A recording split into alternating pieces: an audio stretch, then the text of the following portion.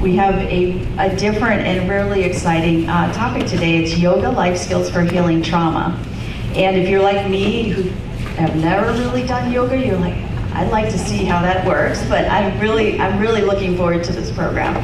So we want to welcome our speaker today. We have Jill Ippolito. She's the founder and CEO of Yoga for Healing Trauma and UpRising Yoga, which is a nonprofit organization whose mission is to bring yoga to our incarcerated and underserved communities, which I think will fit perfectly with all of the clients that we're serving. So please help me welcome Jill. Hi, thank you so much. Welcome, good morning. It's an honor to be here. And just listening to all of where you're from and what you do, I'm so grateful for all of your service. And I've heard a lot about your agencies. I know some of them, I've worked with some of them, but the work that we do is, it's heavy. It's heavy. And I'm going to be talking a lot about trauma. Most of you know more than I do about trauma. I have the gift of speaking to a lot of people that know a lot more than me. So I'm an expert at what I do, which is yoga life skills, which we developed. And I'll talk to you a little bit more about that. And I'll also introduce some of the principles that we do, some of the activities that we do, starting with like a mindfulness meditation. So I'm actually going to ask you to all start off with that. Is it okay that you're eating or not eating? If I can just kind of put you in a short meditation and walk you through some of the breath work. And I'll be describing. So I'll unfold and talk about the trainings that I've done over the years. They're called Traumainformed yoga trainings. And we walk people through. You don't have to be a yoga teacher to apply these skills. But some of the things that I'm going to be talking to you about is how, like in the incarcerated settings that we teach, we do breathe in, breathe out, check in, check out. So the check-in is, since you already introduced yourselves, we go around in the class and say one word how we feel. And that's a grounding, more somatic technique that really, invites the students to participate. And so often in juvenile hall we'll get, I'm Lisa, I'm straight, or I'm fine, or just something casual, or not participating at all, and we just move on, and at the end we say one word how we feel. So we get to gauge throughout investigating mind-body connection. So that's what I would normally do in a smaller setting, but since you've already introduced yourself, I want you to contemplate that. But I'm going to invite you to, first off, who here has done any meditation? Oh, good. So there's a lot of people that haven't. And yoga. Anybody yoga? Okay, a lot of people have and haven't. All right, so starting off with a meditation, if you can please sit back into your chair so your spine is straight and your feet are flat on the floor. You can go to the edge of the chair. This is a great chair, actually. So we also do chair yoga for accessibility. But so making sure that your hips and your rib cage and your shoulders are straight. Imagine there's a string pulling you up to the ceiling. Eyes are an invitation to close. You can keep them open if you like. And if so, find one place to keep focused on. Take a deep inhale and a slow exhale through your nose, keeping the shoulders down, feet flat, feeling your spine straight. The breath we're going to take from the lower abdominal region, you're welcome to hold the lower abdominal region or visualize, but take a deep inhale to the slow count of 4. Take an inhale for 1, 2, 3, 4. Slight hold, pause, and exhale for 5. Slow. 4, 3, 2, 1. I'm going to keep this breath moving, taking nice, slow inhale, holding at the top, and counting silently to yourself, or following me for 1, 2, 3, 4, hold it, and exhale for 5, 4, 3, 2, 1. Keeping your breath moving silently. Bless you.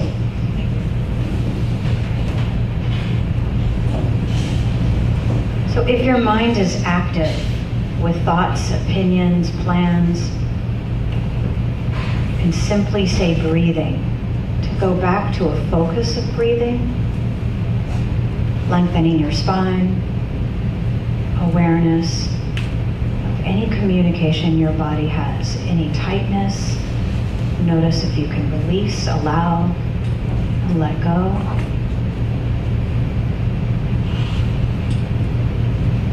Another big inhale for 1, 2, 3, 4. And exhale for 5, 4, 3, 2, 1.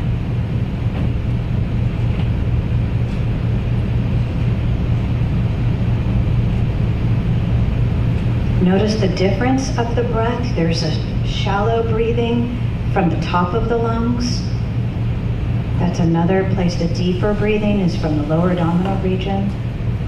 So feeling the lungs fill up. Deep inhale. Slow exhale. Feel free to allow your hands drop into your lap.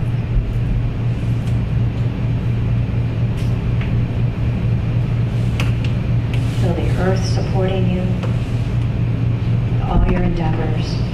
As you soften, release, allow, and breathe.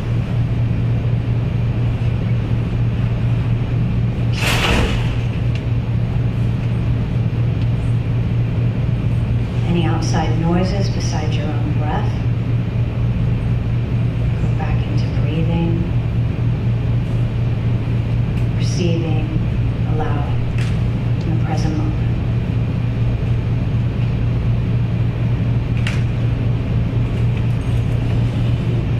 Last big deep breath. Big inhale. Hold at the top and slow exhale. And then when you're ready, open your eyes. Move your fingers around.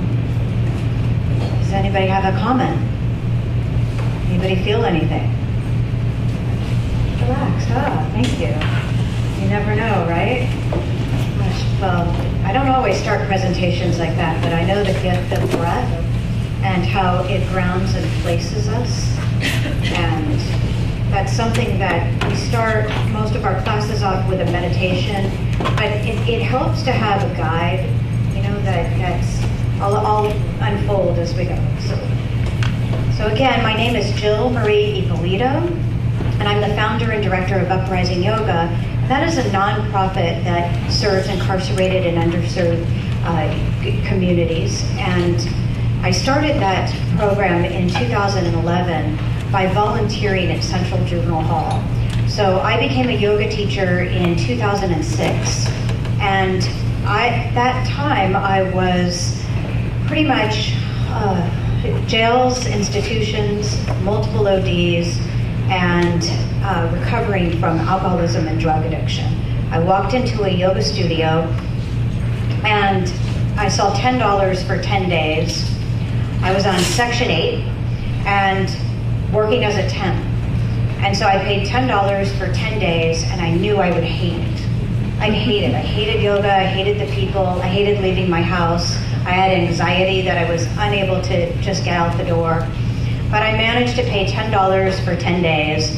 And after the first couple of days, I'm skipping ahead. The meditation, the breath work, I'll go back to that. So we're already at this part, how we come to yoga. This is how I came to yoga, and I'll go back to the breath work. So when I went up to the desk and I said, you know, I can't afford to pay for this yoga, but I like how I feel. You know, so I hated the class still, but I loved how I felt when I walked outside.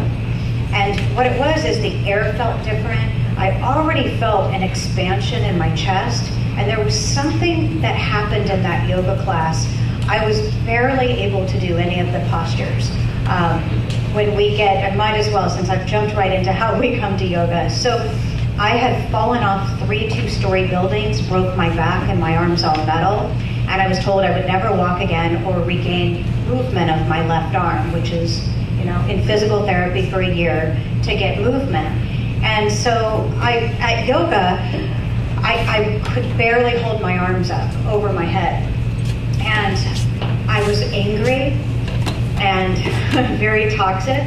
And the yoga teacher would say, if I couldn't do a posture, I would cuss. And I was ready to fight everybody. And the lady just said, you could just sit down. And it never occurred to me that I could just sit down. I mean, I was a bad baseball player in a mirror, just forcing myself into these postures. And physical therapy was very straining to get my movement back. But, I had pain medicine. But with yoga, the challenge was to let go and allow, very similar to the breathing, all the tension that we hold in our body. So I'm going to go back to where we started with meditation and breath work. Present moment and setting intentions. So often in our classes that we start, I was told in yoga, if you set your intention, what would that be for that day? It's end result. For me, all I wanted was to be perfect in the mirror and get that posture perfect and hold it longer and better than anybody and to be in the best shape ever. And that's not exactly the goals of yoga. So yoga, well, we'll get to further in how yoga came here, but what happened is, after I started to develop a yoga practice, I transferred some of that aggression into perfectionism. And there was a lot of illness. I was in a mirror, and I started fit modeling, which translates to a lot of auditions and not eating much. So very thin, with a lot of bruises and not as healthy. But this was back in 2006. And when I became a teacher, 2001 is when I started my yoga practice. So 2006, I went to a yoga training. But so the meditation, present moment, and setting our intentions on our yoga mat is the beginning of our yoga classes. And that's where we start to introduce what is the connection to you, yourself, your body, others, people, and sharing energy. So we have different types of breath work. We have pranayama breathing. One thing that we do, I'll get to that part too. One thing that we do, I keep jumping ahead of myself, so maybe I'm a little nervous and need to breathe more. But because I'm racing past with all that I'm going to share you, because I'm excited. But so the breath work that we do, the pranayama, is in threefold different breathings and setting intention. When we work with, like for example, I train probation staff working, up to work with youth. So if you're wondering, well, is this for me to do yoga, or is this for me to do with the people I work with? It's both. It's pretty much both. So before you can work with another, it's self-care, putting the oxygen mask on. All of you know I'm jumping ahead of myself as well, but I'll get into all of this as I keep going.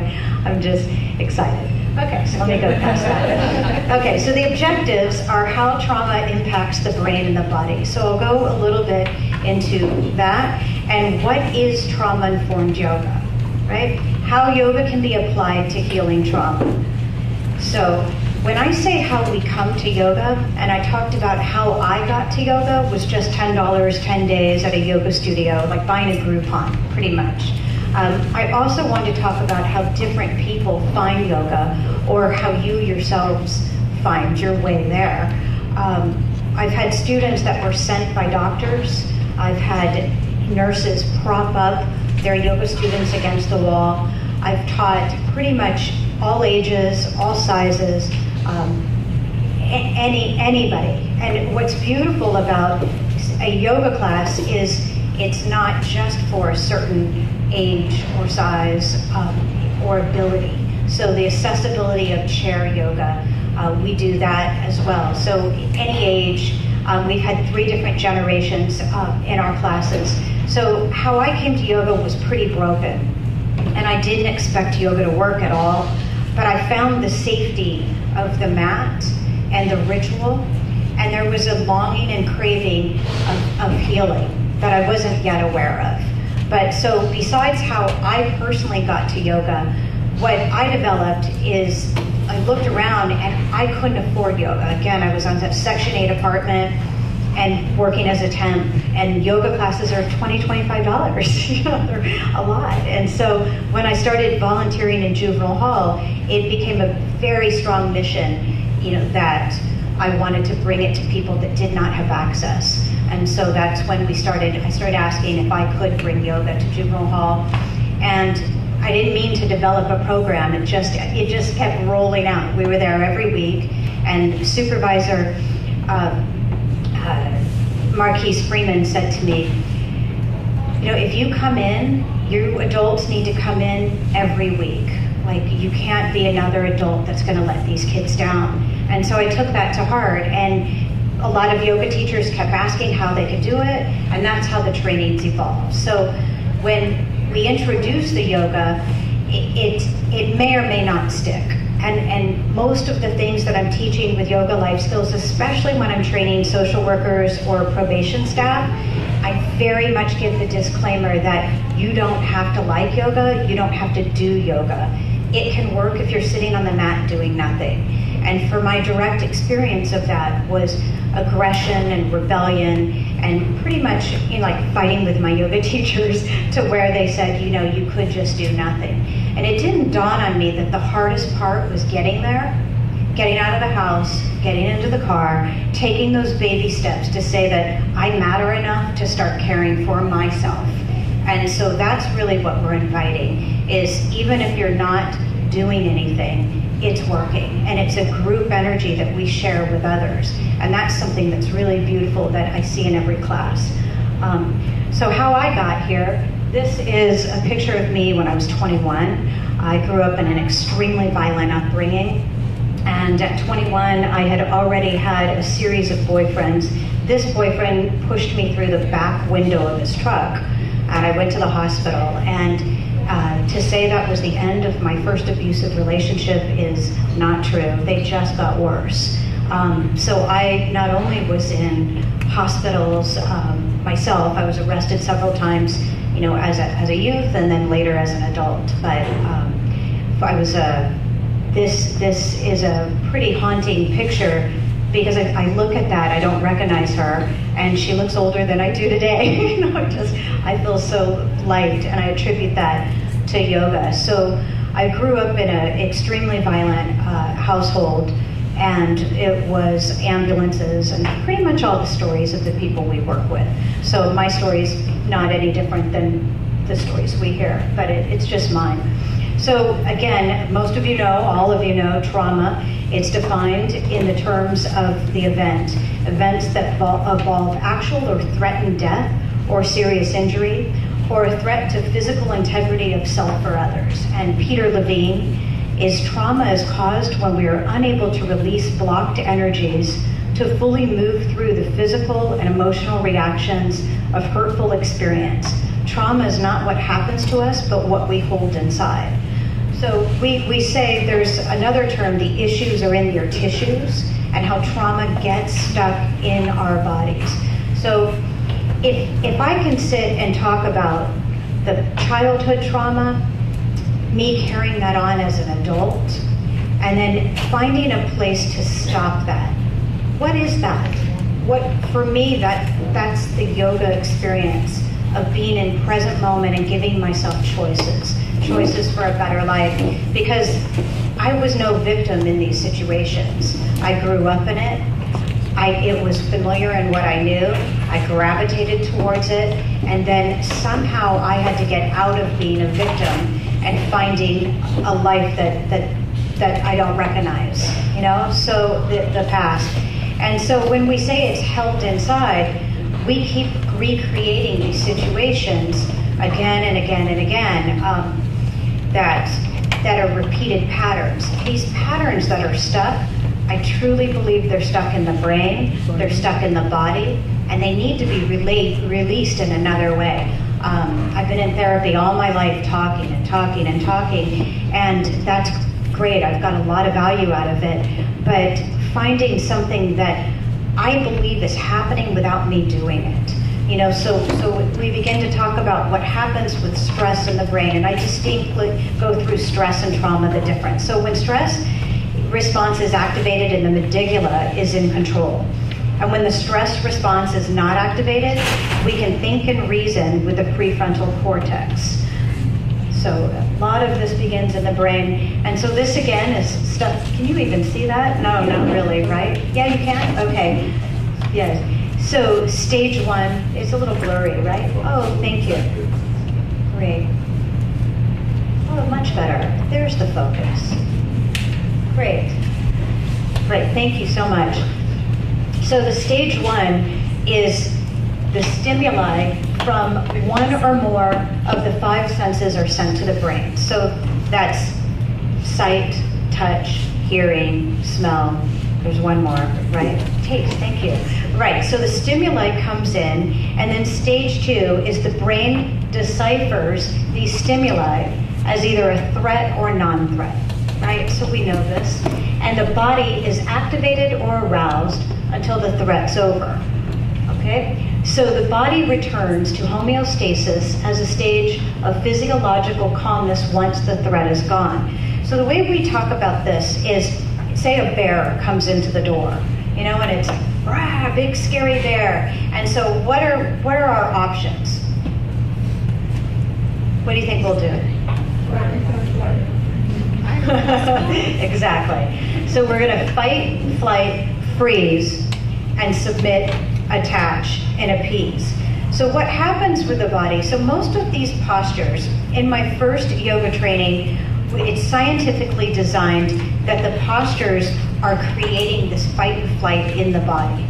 So the first yoga I did was a hot yoga. It's Bikram, 26 postures, 2 breathing exercises, and each posture was designed to tourniquet effect, bringing blood and fresh oxygen rushing through and cleansing the body. And I also did 2 other trainings and kept going with different styles of yoga. But if you're in fight in yoga, what do you think that looks like? Like if you're fighting, that's pretty much kind of what I described, fighting with a teacher, right? Rebellion. I like, as I always like them saying, is you bring you wherever you go. You know, so as my mom would say, is like, well, you know, all the teachers can't be wrong, and you know, Jill. So I mean, it's just, I was always the problem child and fighting with everybody, very, very aggressive, and carrying that violence out to my community wherever I went. So fight in yoga is the monkey mind. It's anger, confrontation, and territorial space, avoidance. So has anybody ever gone to a yoga class and they're comfortable with their same place and then somebody's in their place? Has anybody had that? Oh yeah. Yeah, right. Yeah, like that's my spot. Like so when I teach, I see there's one guy I love. He gets there so early to set up because that's his spot. So it's territorial, and it's also visual and safety, right? Because if somebody, it's, you know, Who Moved My Cheese or whatever that book was, where you move things around, there's a safety in our space.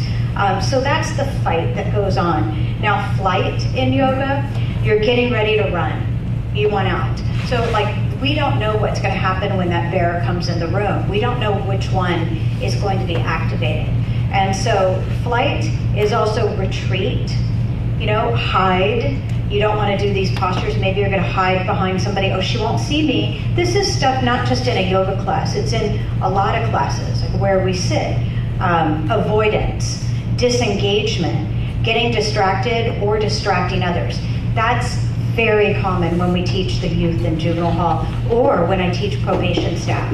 It's, you know, on their phones, you know, just very, very distracted. Like, you know, you're there with a body, but your mind's somewhere else. And so how do you start to integrate the two? Freeze in yoga, where you're paralyzed by fear, collapsed posture, zoning out, and no response. Zoning out's easy, you know, because somebody's talking the whole time. You can just tune them out. Disassociation, right? That was, I did a lot of that. Appease. Blame yourself. Oh, I should have gotten that posture right.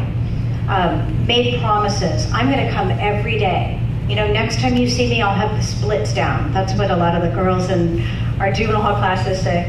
Apologize, give in, make agreements. So these are some of the things that we can react in yoga classes that's related. There's also things that we do in a specific UpRising yoga class that helps reverse these, like leadership, hygiene, autonomy. So we talk about these things, compassion, helping out your neighbor in a posture.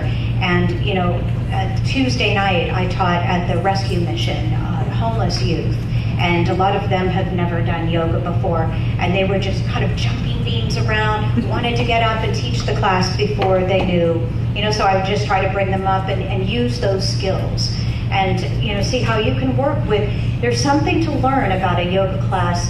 When I talked about it's for all sizes, all ages, like how do you really hold your space when you're working with somebody 85 who just broke her hip and a 16-year-old going to the Olympics? Like those two endurance levels in the same class is really unique. So common trauma systems is hyperarousal, inability to feel joy, disassociation, chronic pain, digestive problems, fibromyalgia, inability to be in a close relationship, sense of being lost, addictions, eating disorders, and long-term effects of stress, high blood pressure, asthma, diabetes, ulcers, trouble concentrating, relationship problems. So they're similar.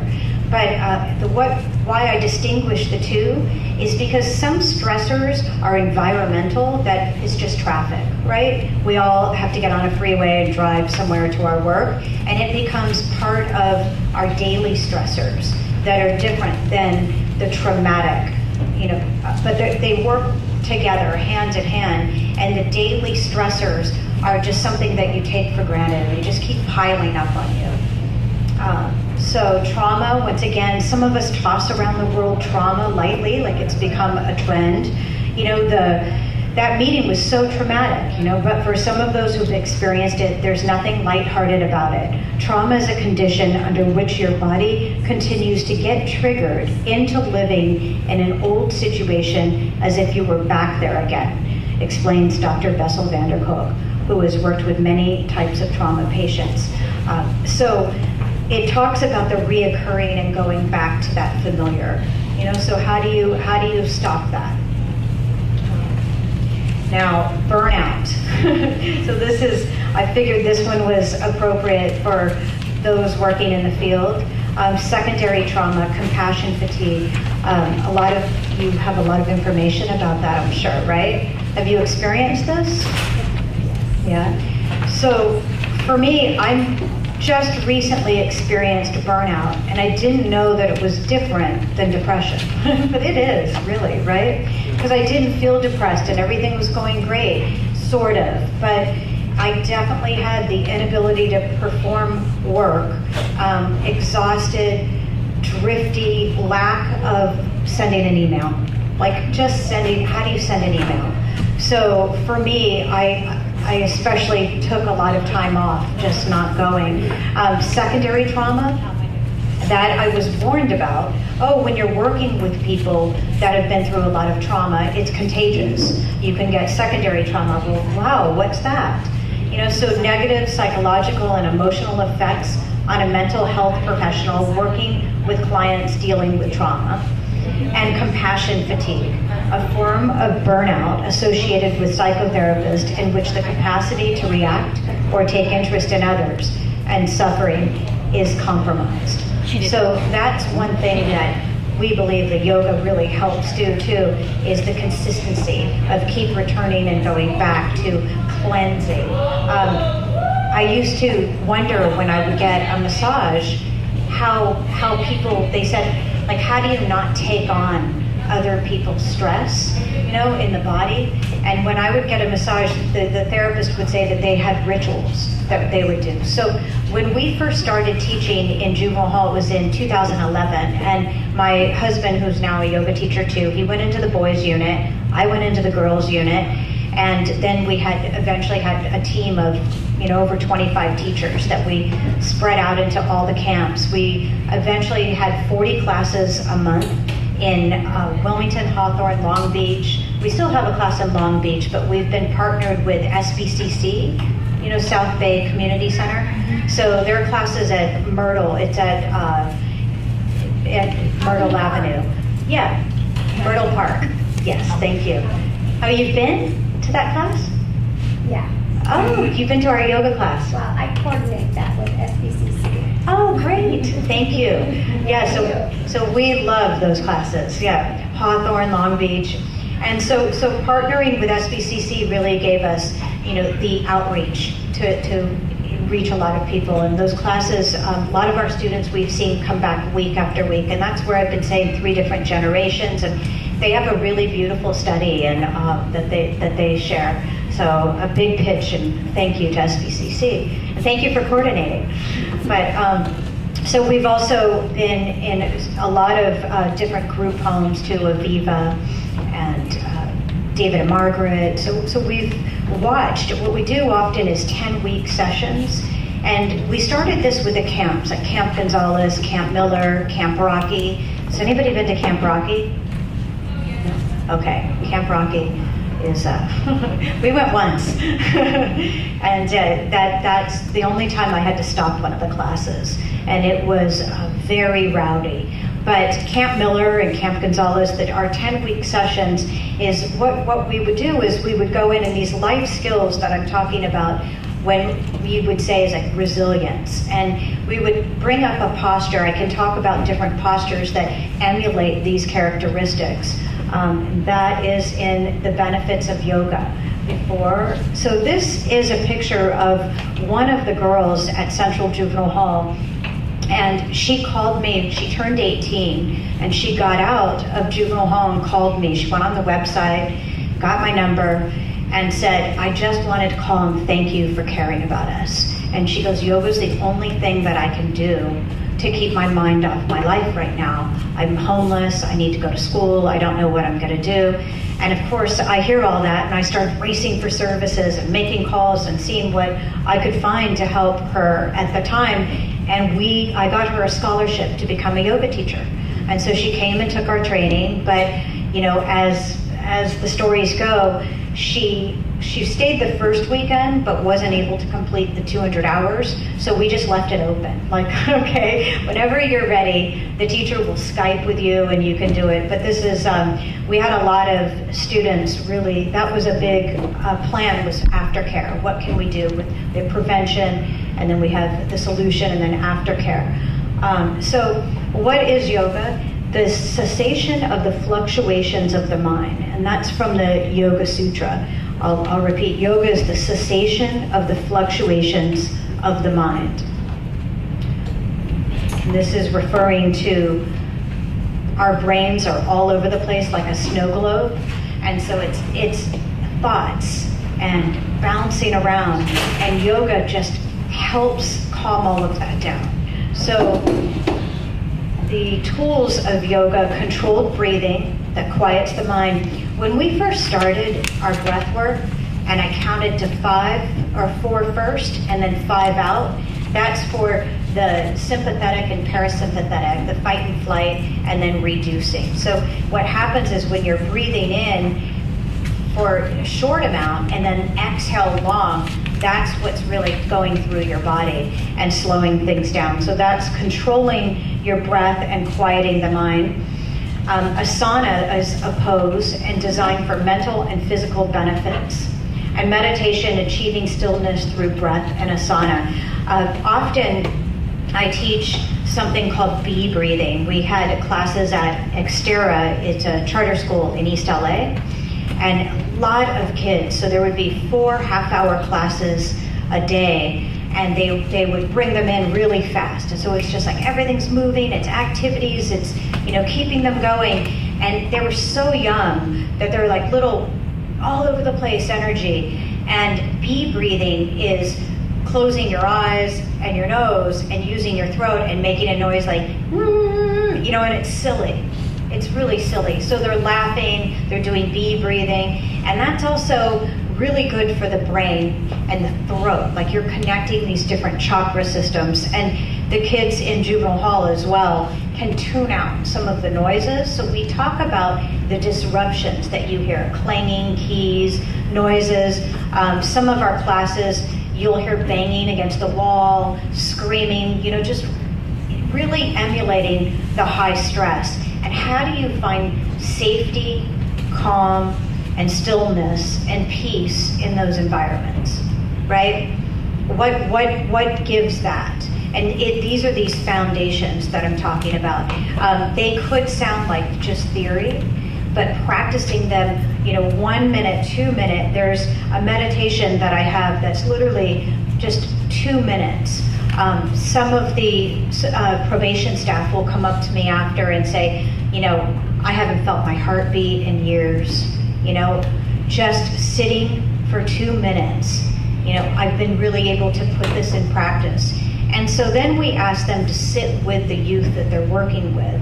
And how do they do something silly like bee breathing? How would that be used during an altercation?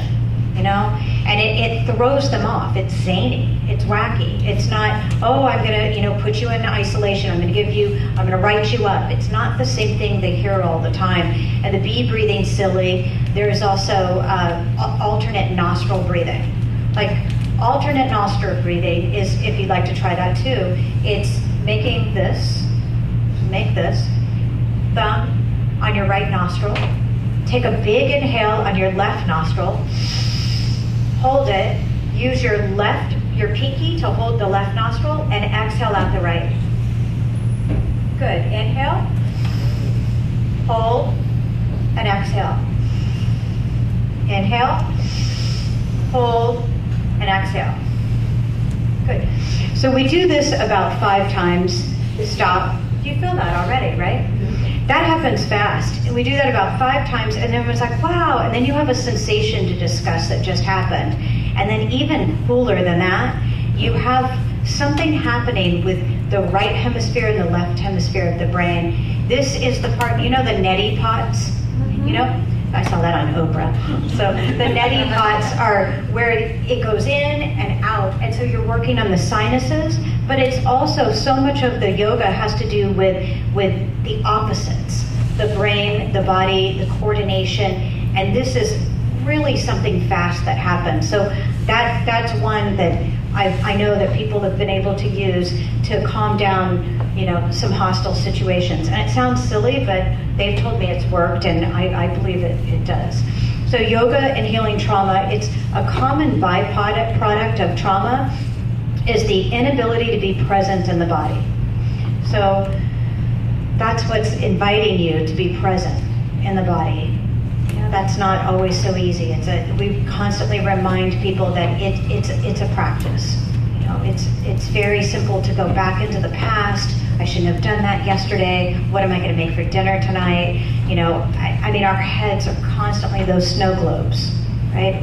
And so just to pour out all of the chatter and find that sense of calm, for me at the time, I thought, that was the perfection of mind that sat in. Oh, if I'm not that perfect yogi that, looks like this Olympic athlete, then I shouldn't even bother. Oh, if I'm not, on, a mountain meditating like a monk, why should I bother? But doing a minute or 2 before you leave the house, that's just present awareness. That's self-care, So overcoming this requires a person to develop adaptive resources to cope with the rise of the symptoms associated with traumatic events.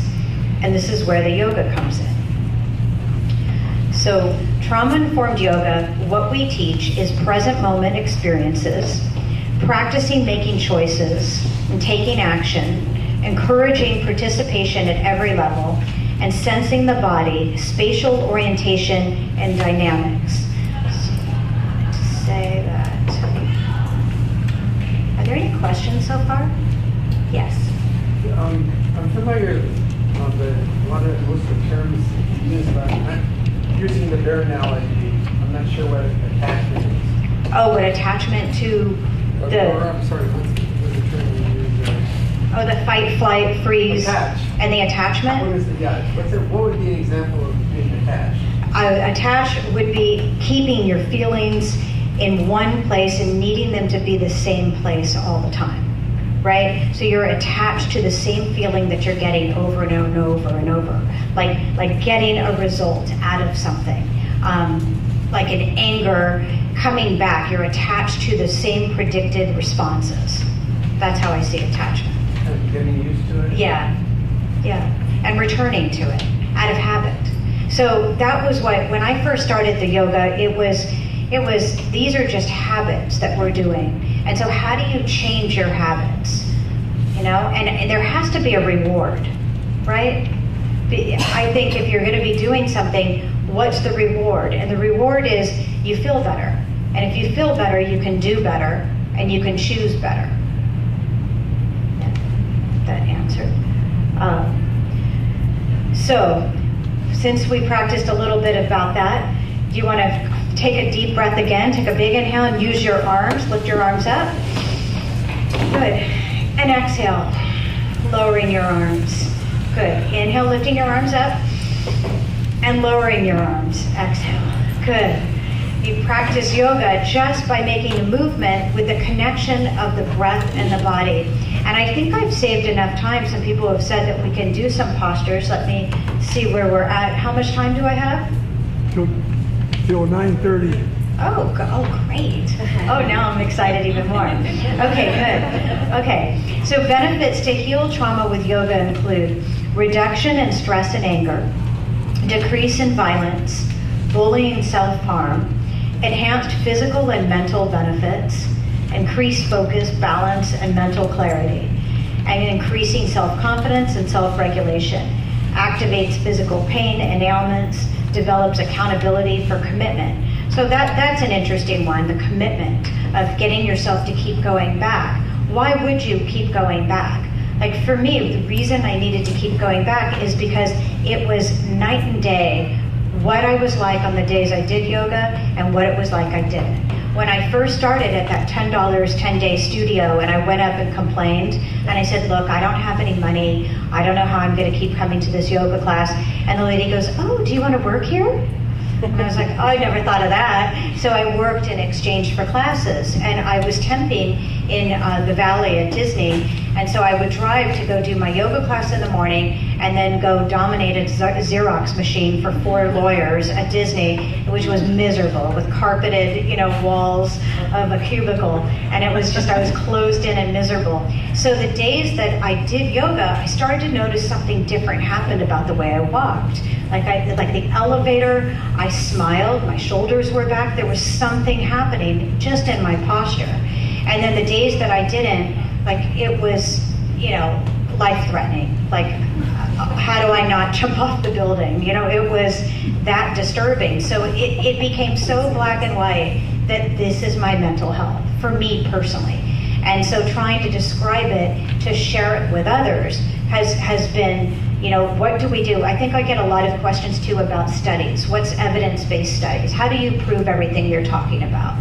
So we've had a few studies I think SBCC did the best study because it was more informal. We tried to study youth and juvenile hall, and we had worked with USC, UCLA, we had social workers and doctors and teams of people ready to go, and the IRB, and we went down that path. And personally, I'm not a researcher, and it wasn't my lifelong goal to make all this happen and get funding, but I went through the motions to do that for our organization a couple times. And it just, for me, that attributed to burnout. I was like, I don't know, but I really respect evidence-based studies. I just found that, they're controversial as well. And a lot of it had to do with, backing something for funding, So, hi, welcome. So develops accountability and commitment. That's a really big one too for, helping to heal addictions. That's like a 12-step program where people keep going back. Well, why do they keep going back? Well, they feel good, or they feel different, or they don't feel horrible. Something's happening in those meetings. Something's happening in these yoga classes. And sometimes it's not explained, but it's afterwards, people are literally transformed. And, one of my favorite stories is the 10-week session we did at Camp Gonzales. We give these life skills that I said. So each week, the different teacher builds upon them. Leadership, how would you teach one of these postures? And give them, how would you hold yourself when you're gonna go for a job interview? So we talk about, if you're walking in like this, or if you're walking in like that, how do you really care for yourself to present yourself in the world? And one of our students at the end, so the end of the 10 weeks, they do a presentation of learning in a gym like this with their peers and my colleagues and other teachers, other groups. And one of our young students, a young man, got up and he read 2 pages that he wrote about his personal yoga practice that he developed in that 10 weeks. He also found a book on meditation that he started to integrate when we weren't around. And he said that when he gets out, he's going to take his baby mama, and they're going, he really wants to develop his yoga practice that had stuck with him in his heart. And then he did a yoga posture, and he was a little shy guy, like a shy gang member, and it's like, that's really unusual too, is to see different rival gangs, practicing together. We had another kid that had, they released him from the hospital into our yoga class. He had 12 bullets in him still.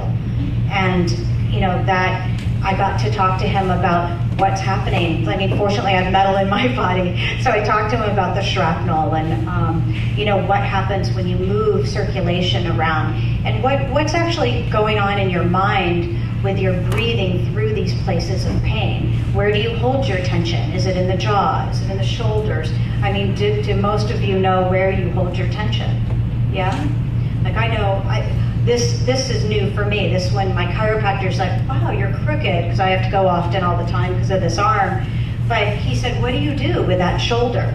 And I didn't know until he pointed out that it's always high. And it's just like I get nervous and I'll move.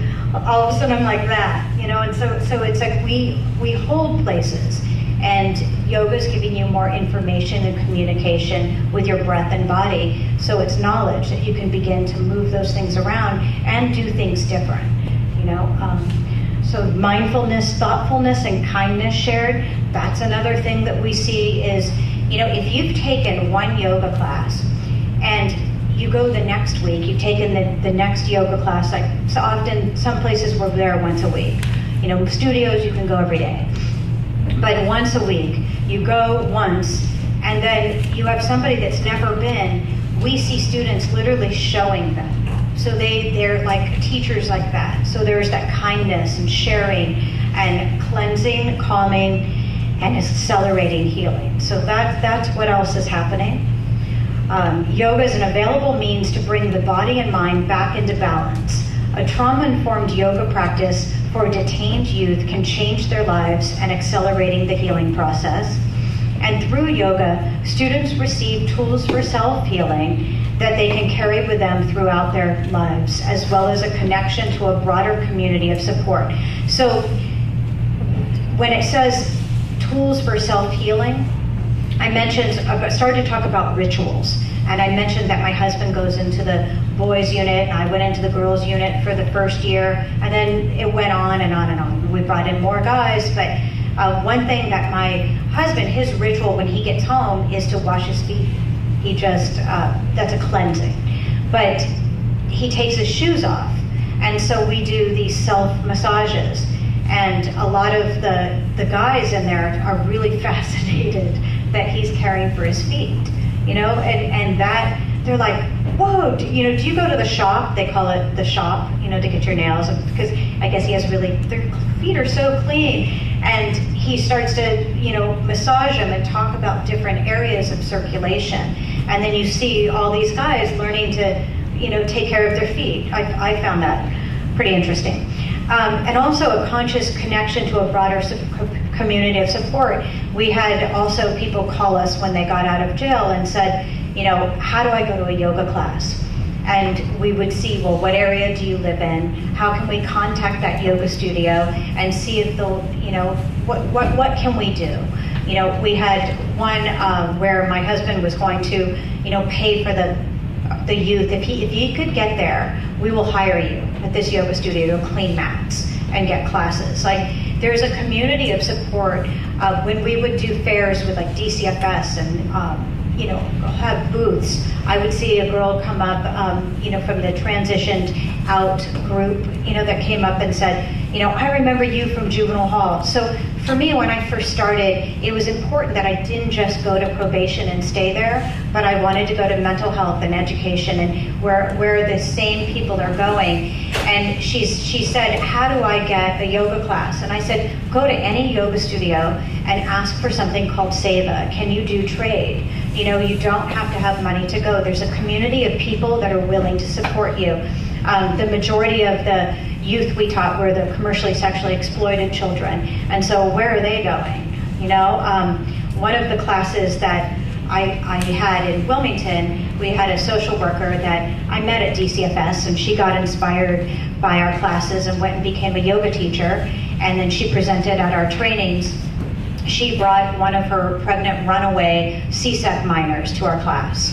And that was a really big deal because she started to connect. So to have, you know, working with pregnancy as an option and talking about their bodies, like a lot of people aren't connected to even know. So this idea of communication with your breath and body, but feeling comfortable in it enough to share to adults or peers and ask for help. Like we know with CSEC minors, like it's very hard to talk about the situations that they're going through. And you know, through that, how can we connect them to a broader community of support?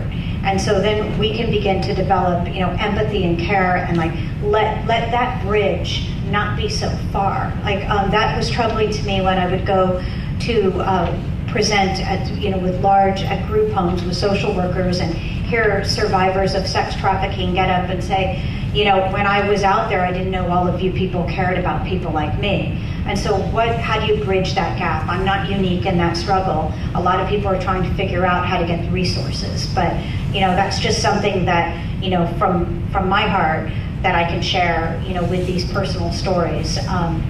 So we've done a lot of work, you know, for many years, and I'm sure I'm forgetting some of it, but the next slide is, please, good. I was gonna ask if there were any questions.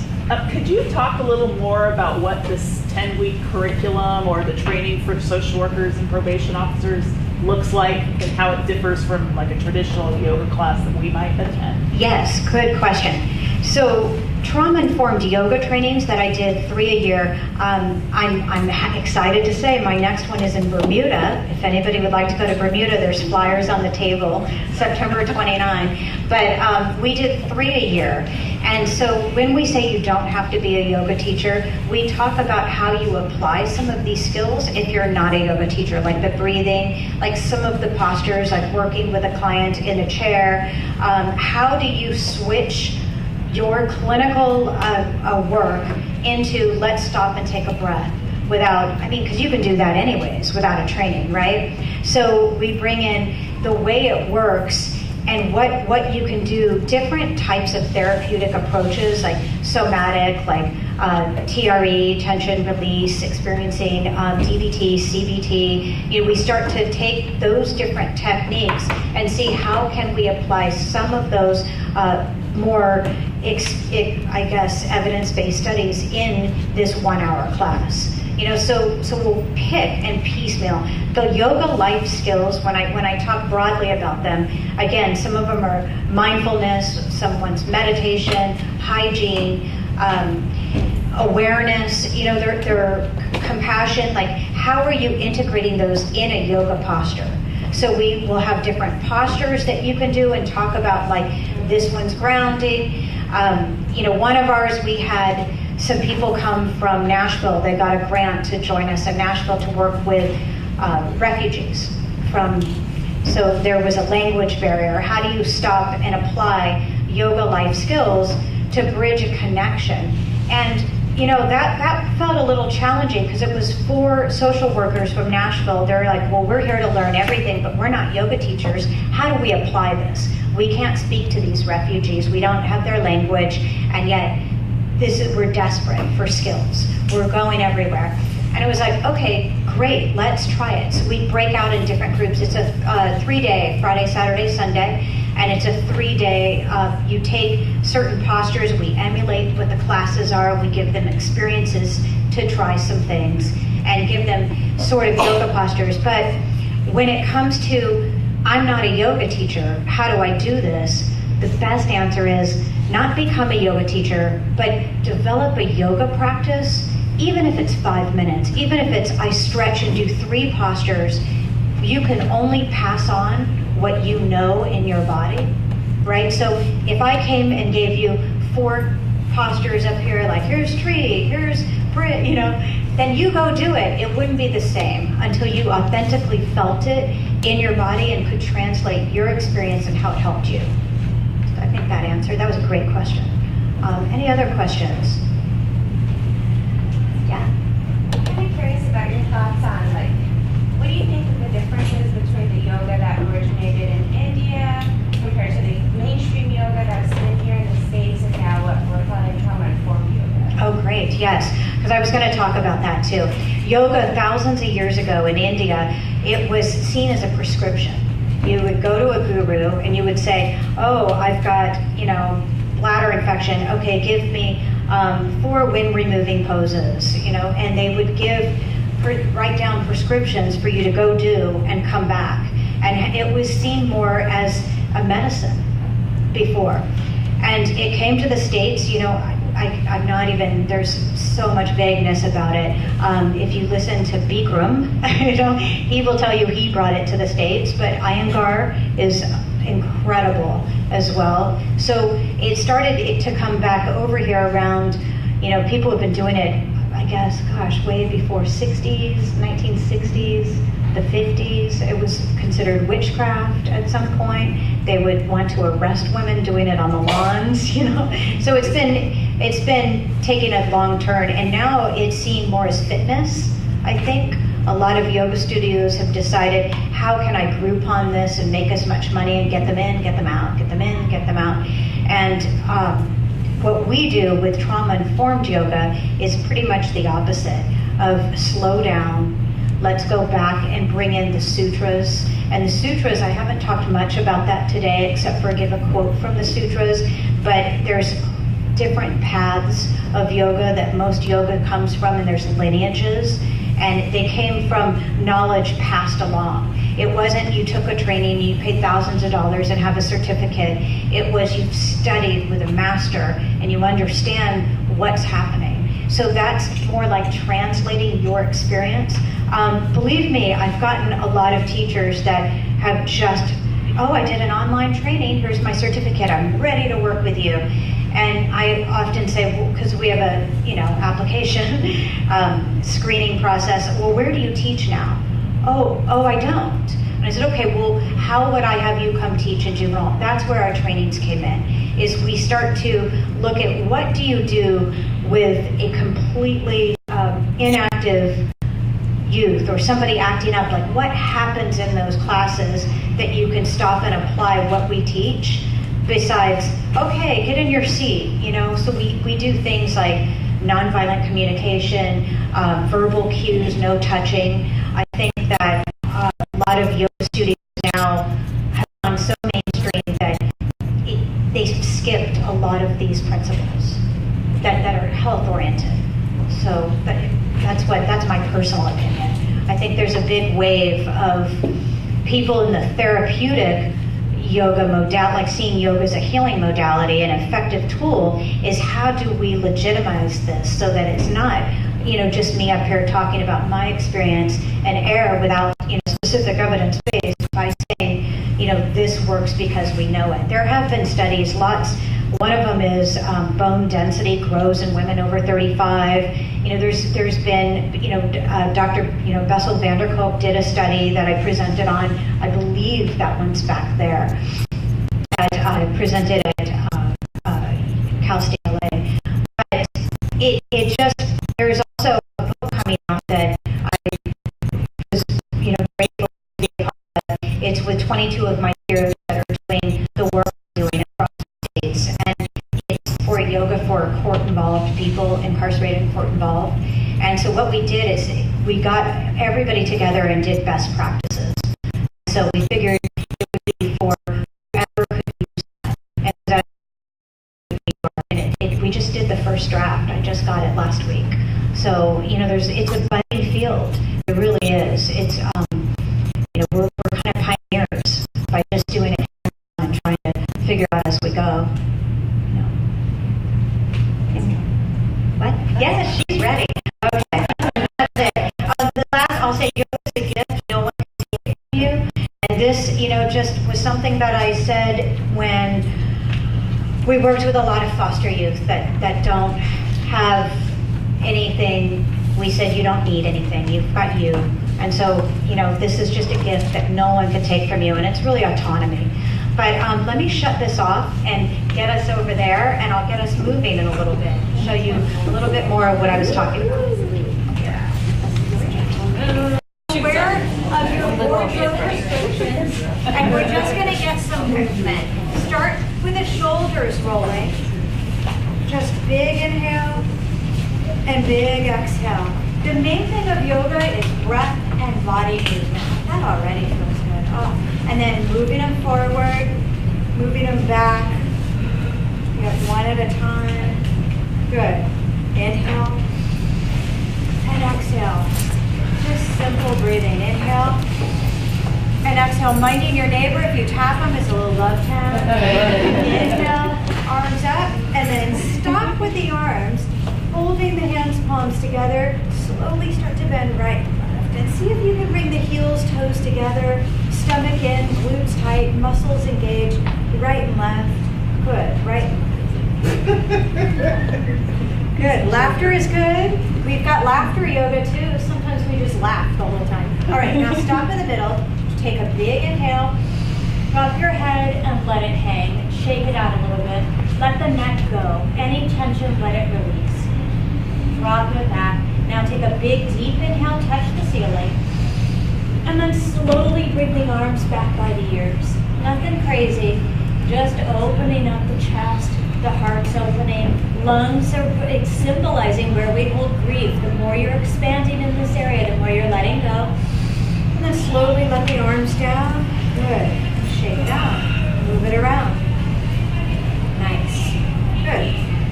We'll do that one again. Inhale, arms up. Slowly bend right and left. And then you're stretching up. These are really nice alignments. Look at this. Up and left. I don't see anybody hunched over. Next. Stop. Take a big inhale. And then go back. Breathe. Drop back. Feel safe back. Look back. Eyes back. More back. And then come up. And then slowly dropping down. Good. If you'd like to set an intention for your day or send this energy to somebody, we're going to do now big, good, tricky ones. Inhale, arms up. Identify right and left. Bring the right and left under. Or you can focus.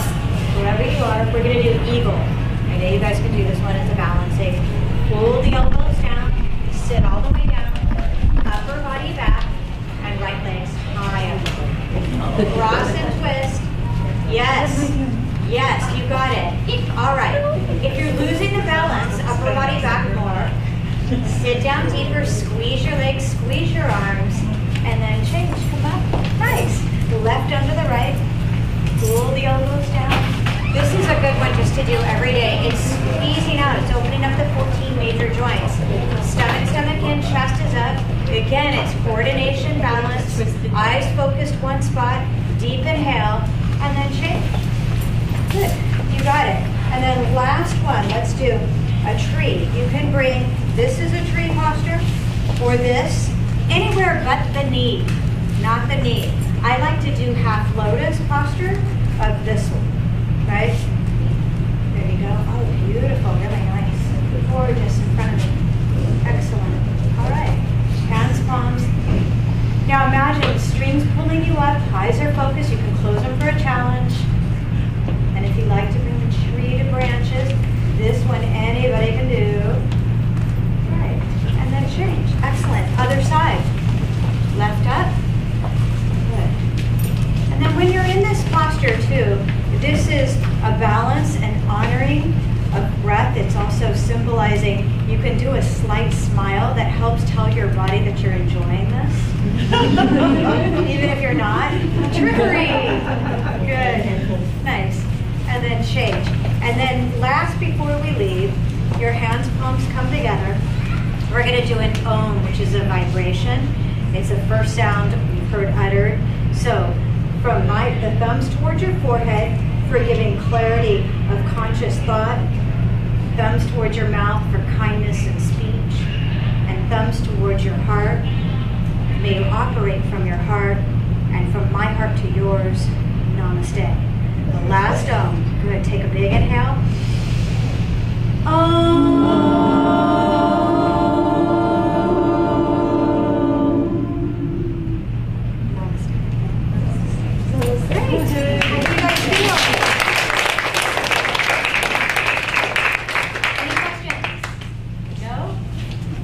Okay, your day will be better than any other day without yoga.